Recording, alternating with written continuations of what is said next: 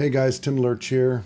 I have a small lesson on this lovely Jimmy Van Heusen tune, Here's That Rainy Day. I wrote this arrangement before making the video, of course. Actually, I almost always do it the other way around, but this time I just happened to write this out for a student and never got around to recording it. Somebody asked me if I would make a little lesson or a recording of the video for this song, and I thought I'd just go into what I'm doing on it. Lots of chords in this thing, a fair amount of harmonic enhancement, not so much reharmonization as it is just enhancing the harmony of the song. If you don't know the song, check out the basic chart. This is a typical key. Sometimes it's written as if the first chord is G minor, because the melody is the fifth of the chord. It could take either way. It's usually played as a ballad or as a bossa nova. Frank Sinatra's done it, Nat King Cole's done it. A lot of people have done it. It's a pretty popular song. The first phrase uses a chord that I love it. It's not very common fingering, but it's 1, 7, 9, and 5. I often play this chord 1, 6, 3, and 5, which will also work. But I really think that's a lush sound to play this. And then a first inversion G triad, then B flat 7, first inversion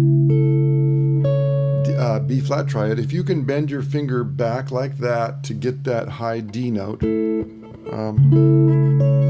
that's fine. It's great that way. If you can do it this way, that's also okay. This is E flat 6/9 with a major 7 on top. It's kind of a handful up, especially up this high on the board.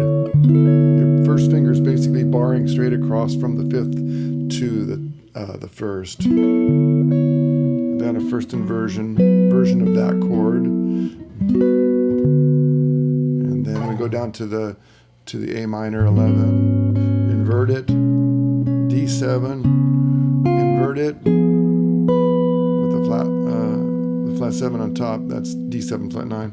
And this is a fill. You can enhance that if you want. Or any variety of things. I put a sort of a simple one. The next phrase. Hit those notes twice. There's coming some F7 action here. Float there, and then hit these notes twice. I think it helps to propel. And then here's some bass movement on this G major phrase.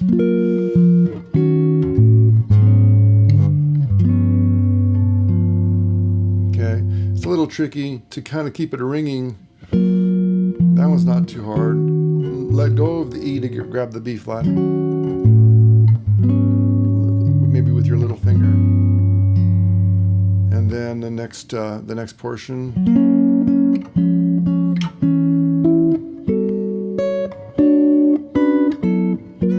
No, sorry. And then A flat here. Just a bunch of A flat 6 chords or major chords to fill space. And now it gets a little bit chordy, so bear with me in the third line from the bottom.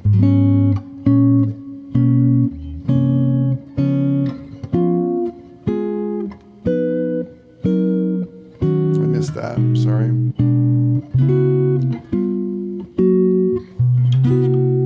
And then the last phrase goes like this. Hit that melody note twice. Inversions.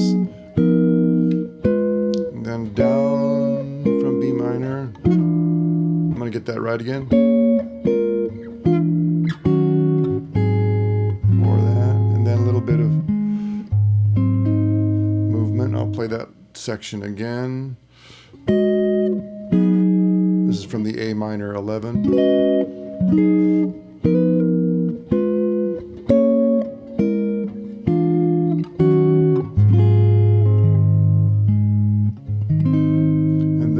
last phrase.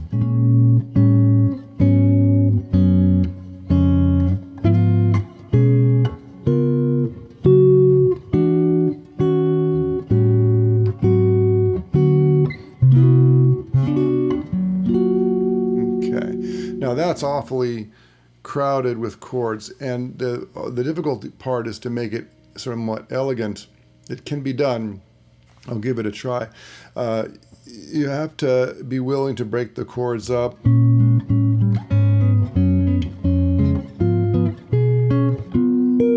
Or, sorry.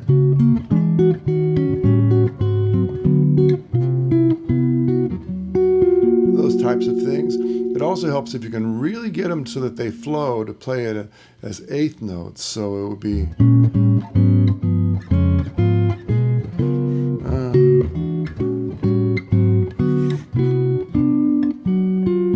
that kind of a thing. That's an awful lot of work, but I think the final result is very beautiful. It's possible to play the first portion of this tune as a bossa, sort of like this sort of thing.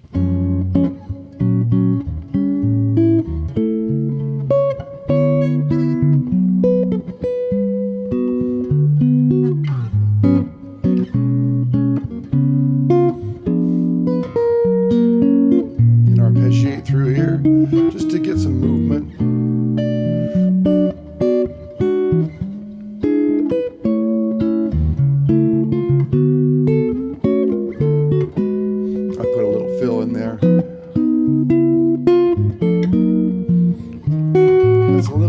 A swing figure there, so that doesn't work as well for the bossa.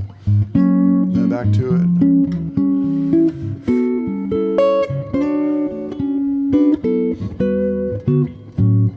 That's a little bit too much movement, so I might say just like this.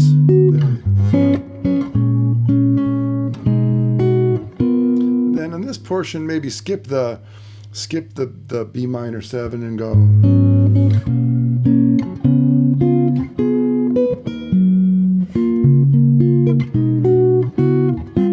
We can leave some of those chords out.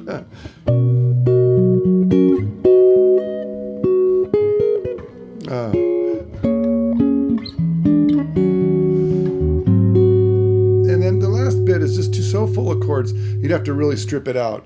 Maybe emulate the earlier section a little bit. But I thought that might be interesting to look at. If you played it in a swing style, maybe 1, 2, let's see if this will work, 3, 4.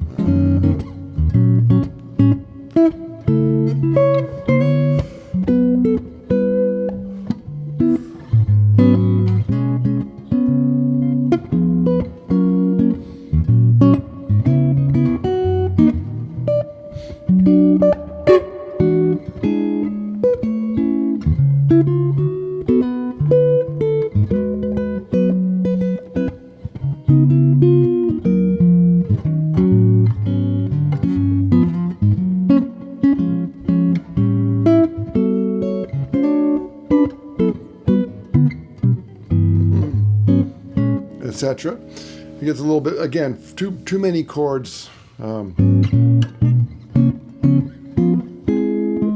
worked out okay.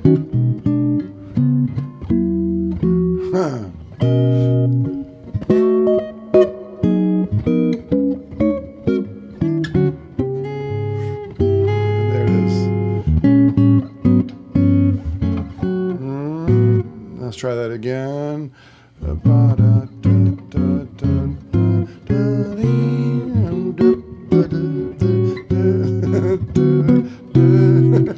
Anyway, play around with it. See if there's anything in there that you can,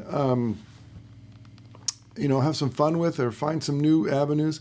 Again, this is it's full of harmony, and I think I might have just been in the mood to explore that sort of crowded style in a ballad. So there's what you might notice is that you can strip away some of these chords and still get the melody to ring nicely. Like there's a whole bunch of chords in the end phrase where the melody note's the same all the way through. And so you don't need to use every single one of those chords. You can play every other one or something like that. Like the last phrase, you can maybe play something, pretty. It's not always the best thing to cram a million chords in. Sometimes I get in the mood for that because I get excited by the movement of the chromaticism involved. But anyway, here's this lesson on Here's That Rainy Day. Thank you for your kind attention and all of your good support. And let me know if you enjoyed this and if you want me to do other things like this, if there's other tunes you want to see me elaborate on, or tunes you want me to write an arrangement for or play and then transcribe what I play. Anyway, thank you very much. Go to timlerch.com. You can see a whole list of these things. If you've been watching this long, you're probably a better man than me. Okay, take care.